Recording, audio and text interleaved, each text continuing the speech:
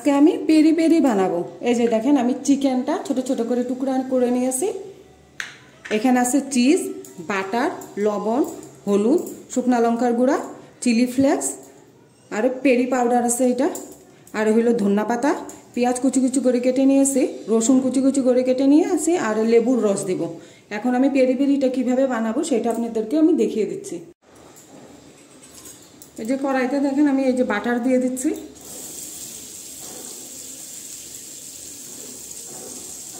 এই যে আমি পেরি পেরি চিকেনটা আমি এগুলোকে পুরো বাটার দিয়ে বানাবো।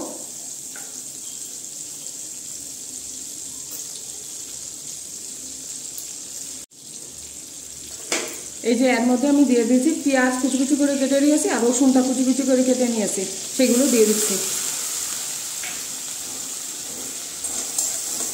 দিয়ে আমি হালকা করে ভেজে নিব একটু।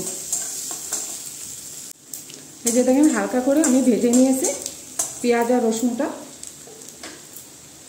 এর মধ্যে আমি এই যে দিয়ে দিচ্ছি চিকেনগুলো।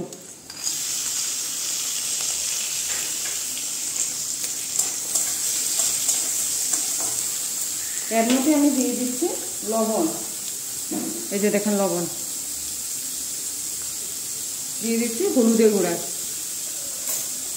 দিয়ে আমি একটু ভালো করে ভেজে নিও। আমি স্টিমটা কমিয়ে দিয়েছি। এই যে চিকেনটা হালকা ভাজা হয়েছে, আমি এর মধ্যে এখন দিয়ে দিচ্ছি এই যে চিলি ফ্লেক্স, আর এই যে পেরি পাউডার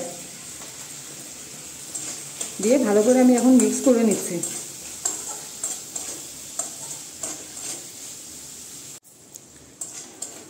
এই যে দেখেন চিকেনটাও আমাদের এই যে নরম হয়ে গিয়েছে। এই যে দেখেন আমি দেখিয়ে দিচ্ছি। এখন আমি এটার মধ্যে দিয়ে দিব চিজ।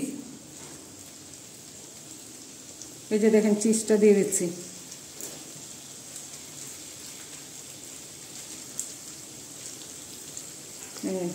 আর এই যে দিয়ে দিচ্ছি লেবুর রসটা।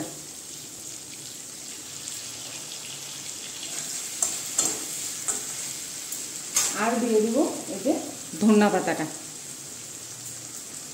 আমার পেরি পেরি চিকেনের রেসিপিটা যদি ভালো লাগে তাহলে আপনারা লাইক করবেন, শেয়ার করবেন, সাবস্ক্রাইব করবেন। এখন আমি 2 মিনিট এইভাবে রেখে দিচ্ছি, তারপরে আমি নামিয়ে দিব। এই যে দেখেন পেরি পেরি চিকেনটা আমাদের হয়ে গেছে, আমি এখন নামিয়ে দিচ্ছি।